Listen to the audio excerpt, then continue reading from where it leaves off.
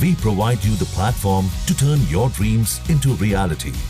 Give wings to your aspirations with KR Mangalam University. Justice BR Gavai देश के 52वें CJI बन चुके हैं। बुधवार को राष्ट्रपति द्रौपदी मुर्मू ने उन्हें सुप्रीम कोर्ट के चीफ जस्टिस पद की शपथ दिलाई। वो पहले ऐसे CJI हैं जो बौद्ध धर्म से ताल्लुक रखते हैं और दलित बिरादरी से आने वाले दूसरे चीफ जस्टिस हैं। CJI के रूप में शपथ लेने से एक दिन पहले बार एंड बेंच को दिए गए इंटरव्यू में जस्टिस BR गवई ने अगले 6 महीनों में अपनी प्राथमिकताओं के बारे में विस्तार से बताया। CJI के रूप में टॉप प्रायोरिटी में जस्टिस गवई ने कहा कि CJI के रूप में उनका सबसे प्रमुख ध्यान भारत की अदालतों में लंबित मामलों से निपटाने पर है। उन्होंने कहा कि मैंने तय किया है कि मैं निचले स्तर से लेकर सुप्रीम कोर्ट तक लंबित मामलों पर काम करना चाहूंगा। साथ ही मैं बुनियादी ढांचे पर ध्यान केंद्रित करना चाहूंगा। जहां तक उच्च न्यायालयों का सवाल है, बुनियादी ढांचा बहुत अच्छा है, हालांकि निचली अदालतों के लिए ये अब भी एक बड़ी समस्या है। इसके अलावा जस्टिस गवई ने जस्टिस यशवंत वर्मा के खिलाफ हाल ही में लगे भ्रष्टाचार के आरोपों का भी जिक्र किया। उन्होंने कहा कि उस प्रकरण से न्यायपालिका की छवि को काफी धक्का लगा।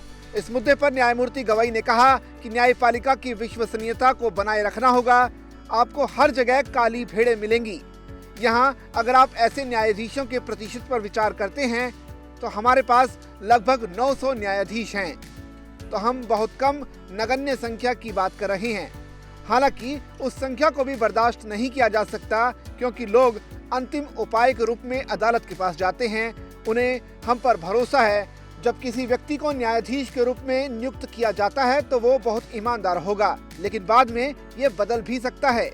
जस्टिस BR गवई निवर्तमान CJI संजीव खन्ना ने हाल ही में न्यायमूर्ति यशवंत वर्मा के आवास पर कैश मिलने के आरोपों की जांच के लिए गठित इन हाउस समिति की रिपोर्ट भारत के राष्ट्रपति और प्रधानमंत्री को भेजी है।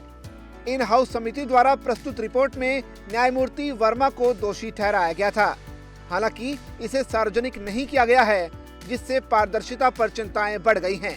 ये पूछे जाने पर कि क्या वो रिपोर्ट सार्वजनिक करेंगे, न्यायमूर्ति गवई ने कहा कि वो प्रक्रिया ज्ञापन का पालन करेंगे और उससे आगे नहीं जाएंगे।